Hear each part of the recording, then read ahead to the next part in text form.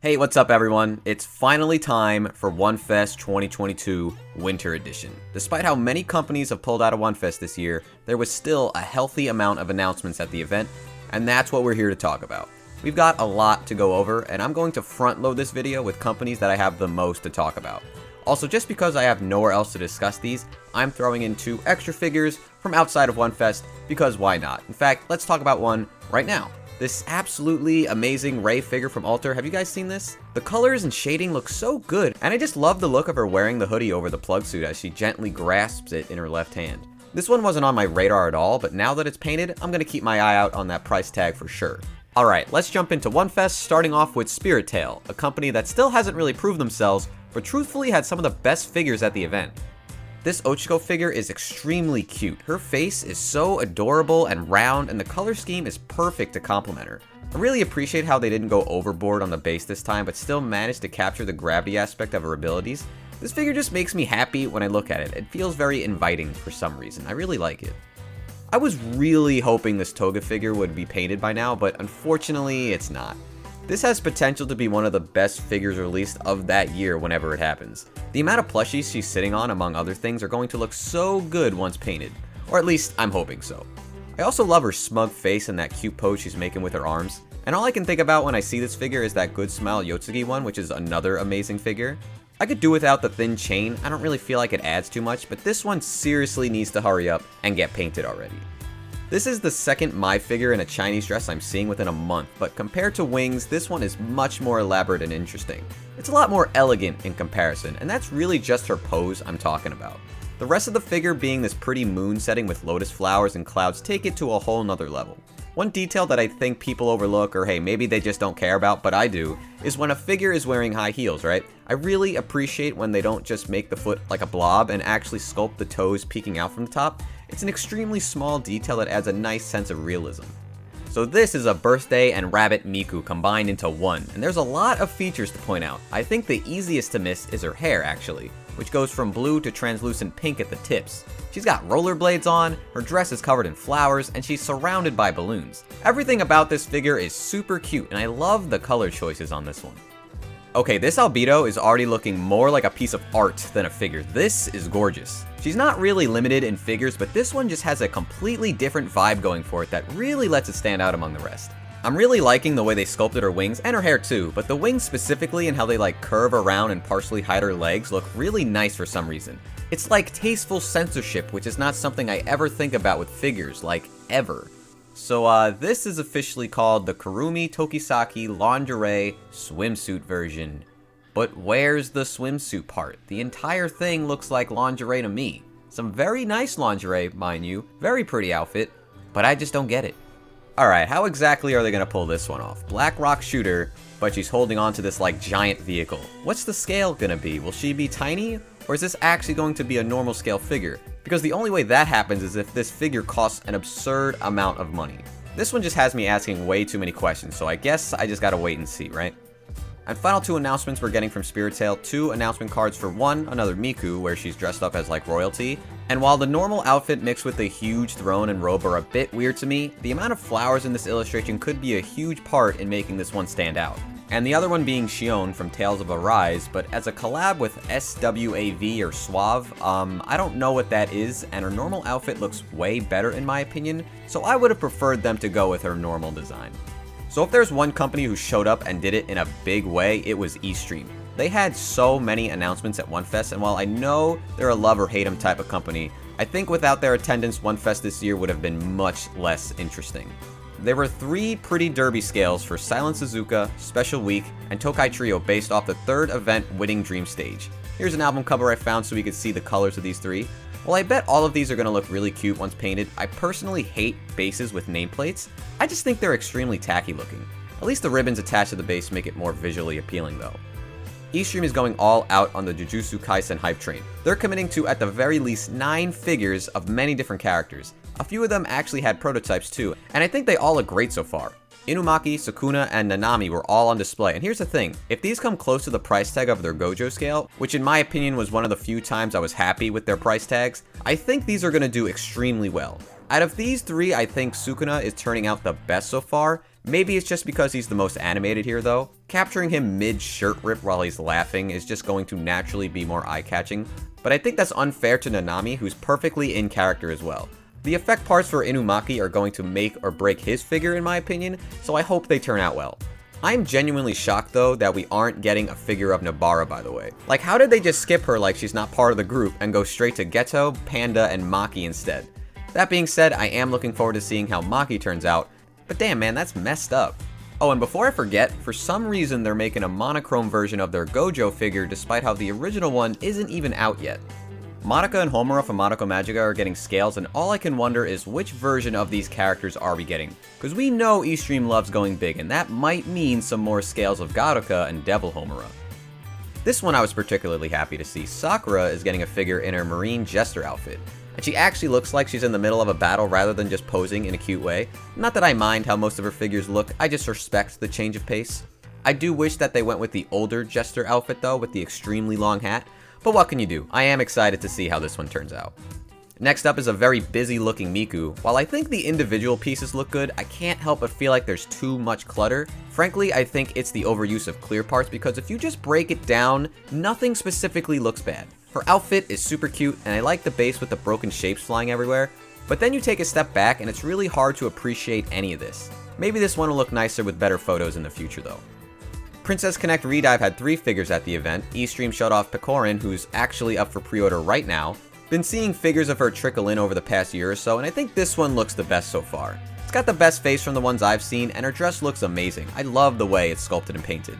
Kokoro's prototype was shown off as well. It's a bit hard for me to visualize what the base and effect parts are going to look like for this one, but I'm assuming it's going to be something like a mystical forest. That's the vibe I'm getting from this cute, innocent fairy look the rest of the figure has. Despite how this last one only had an announcement, I think ever since I saw her Figma, Carol has become my favorite, so I'm kind of excited to see how this one turns out. I'm happy that Marin is getting a scale, and while I think it's neat that she's in her cosplay, my alliance lies with normal Marin. As soon as someone makes a good normal Marin scale, I'm in there. We were also shown announcement cards for Solomon and Mash from Fate Grand Order, Ronka and Cheryl from Across Frontier, specifically based off Amaterasu and Tsukuyomi, Yamashiro and Fuso from Kantai Collection, and 3 girls from Girls Frontline. So S-Fire actually had a lot to show off as well. Apparently this company is Sega, and this is their high quality line of figures. I've seen some of their figures before, but I had no idea it was Sega, so that's interesting. But it does explain one of these announcements. But before we get there, let's talk about My Hero Academia, because this company is going all in on My Hero. And their most impressive showing was Deku vs. Muscular. And I mean, holy shit. Just look at this thing. I don't even know where to begin. But the amount of detail and sculpting they're putting into this Muscular is unreal. Be prepared to pay like $500 for this guy, because there's no way it's going to be cheap. Next up was another Deku figure, this time with Eri clinging onto him. I like the base and all the spikes coming out of the ground, but I don't really like how Deku looks in this one. I'm hoping the paint saves his slightly off-looking face. All Might's getting a figure where he's powering up and creating shockwaves. I think the energy around All Might looks a lot more natural than the lightning effects Deku has on his figures. I have faith this one will look solid once it's finally painted. Ochiko and Toga are also getting figures, and I'm only grouping them up because we've already saw Spiritale's offerings, and in comparison these unfortunately don't stack up so far. If those didn't exist, these would look fine. But I'm finding it hard to be impressed at this time, especially with Toga as her base also has stuffed bears, but just to a much smaller degree. I guess it's just going to come down to if Spiritale can actually deliver on the quality. The one colored figure we got to see was Todoroki, and I gotta say his face, hair, and overall pose look fantastic. But while I also like the ice base, the actual effect parts on his hand look a bit strange and globby. I think that's the only part I don't like though, because he also seems to be shaded really well. Before we get to my favorite S-Fire announcement, let's turn to another unexpected announcement, Muzan from Demon Slayer. I didn't see this one coming, and man, I don't know if this demon or whatever it is Muzan is creating from his hand has a name, but this is easily the coolest part of the figure. I love how absolutely grotesque it is, all covered in eyes and multiple tongues and mouths. It's really cool. But yeah, my favorite announcement from S-Fire has got to be Sonic and Shadow. No, it ain't as impressive as many of these, I know that, but I don't know, if this is actually affordable, I might actually get it. I'm pretty tired of every nice Sonic statue being gigantic because of First for Figures, and I can't deny my childhood and how much I've played Sonic Adventure 2. I'm really hoping the wind effects surrounding both of them are either blue or a combination of blue and red. I think that, combined with their color schemes and all that concrete or stone surrounding them, would look fantastic. Look, I just like to be surprised at these events, okay? And Sonic figures were absolutely the last thing I thought I'd see here. Yeah, Mimeoi didn't really have that much to show this year. In fact, all they actually brought were 5 images. But I think at least a few of these are pretty exciting for a lot of people, especially these first two 1/4 scale race queens of Enterprise and Prince. If you haven't been following Mimeoi, they've been making big moves with a few of their recent figures. I recently talked about their Taiho, which many of you have seen, and this Duke of York came out exceptionally well. So I think it's safe to say that they are a company you might want to follow should these interest you. Personally, I'm going to keep my eye on Prince. I am in love with this art, and I think if I were to buy any of these, it would be this one for sure. But Enterprise also looks amazing, and I bet the figure will look really attractive as well. The next two 1/4 scale figures were more along the lines of bunny figures, and I'm just gonna center this one to cover my ass. I like all the colors going on in Katsuragi's hair, and I think this one will turn out pretty good, but with that pose, I wonder what the base is gonna look like. Last up was a 1/7 scale of Emi from Blue Archive. I can't tell if this is the pose they're going for, or if it's just the announcement for the figure, but either way, this outfit is interesting to say the least. Zippers on the bra. I fear for her if they ever get caught on her skin. The jacket and ammo belt are cool looking though, and I kinda like the partially fallen off aspect to her jacket. Over the years I've really come to love QSQ, but truthfully this WonFes had nothing from them for me. 2 prototypes were shown off for AK Alpha and Shizuyama from Blue Archive. Since I've never played Blue Archive, I had to look up what these two look like, and I actually love the art for AK Alpha. I did not expect her hair to be white, but her yellow eyes against that and her mostly black color scheme look really great. We're getting another Momo from Tolovru, and I don't know, I think I'm just tired of seeing Momo at this point. Maybe it's just because I'm jealous that Yami only gets picked up by mediocre studios though. Bias aside, I'm not crazy about her face for some reason. I can't put my finger on it, but I don't immediately think of Yabuki's great art when I look at this figure. Perhaps the paint will save it though. The last 3 announcements were just art cards. Atelier Sophie's getting a figure. I assume the art is what they're going for, otherwise it would be kinda weird to focus on her changing.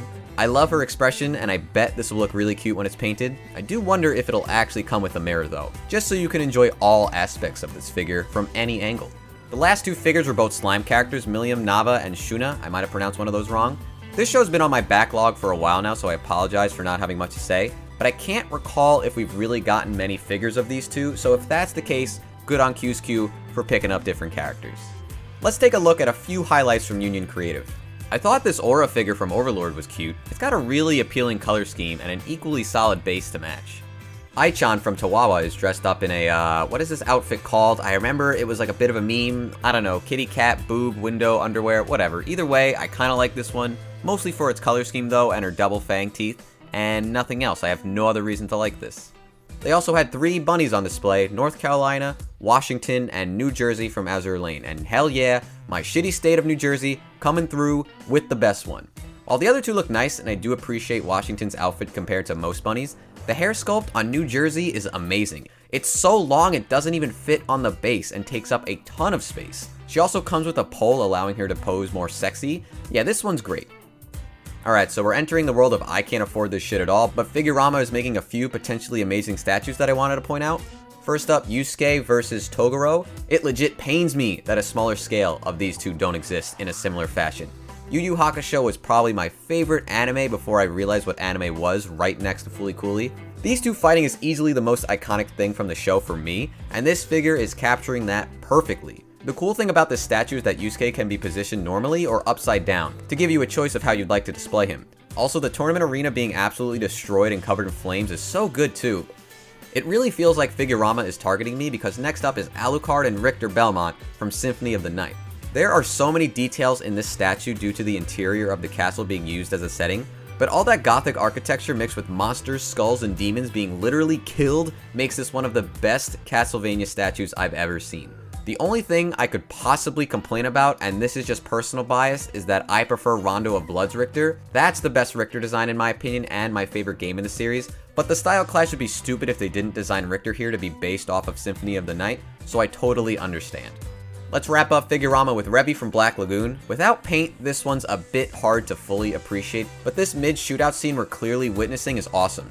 So many details surrounding the table as it's being pelted with bullets, and I hope this one looks good painted. My only gripe, I guess, is the giant guns at the bottom of the base. I think it looks a little silly and takes away from how this would otherwise just look like a screenshot from the show. Otherwise though, it's very cool. Anima Toys are coming for me with these two Toho figures of Reimu and Sakura. The Sakura looks nutty, and I really want to see how they pull this off. I bet in person this would look stellar as a display piece, assuming the effect parts mesh well with all the weapons. Their new Reimu also has a lot of potential to be really cute as well. I'm surprised I haven't seen a Reimu that looks quite like this before. But when you show me a picture like this, all I can imagine is a light up feature of some kind, so without that, I'm gonna be really disappointed. Also, it wouldn't be a WonFes without a Rem, so thank God Anima Toys delivered with a Magical Girl variant. Her spike ball chain forming a heart is pretty cute though, I'm not gonna lie. And like I said earlier, one extra announcement because I have nowhere else to put this. Literally, where did this come from? Aruru from Dragon Maid is getting a proper figure from Good Smile Company Shanghai. I thought China, tried to erase this character from existence. How is this even happening? Love or hate her design though, you gotta admit, the base is genuinely adorable. And hey, maybe that means we'll actually finally get Dragon Maid figures of other characters in their normal outfits. We might not have had Good Smile, Kotobukiya, Alter, and many other companies at the event, but hey, I think overall there were some great figures on display. And if you didn't know, both Kotobukiya and Good Smile are holding their own events later in the week. So maybe if you didn't see anything you liked here, you might find it there. But hey, if you did see anything at WonFes you liked, let me know down below. And if you enjoyed the video, be sure to like it as it does help out a lot. Subscribe for more news, reviews, and other figure videos, and until next time, take care. See you later.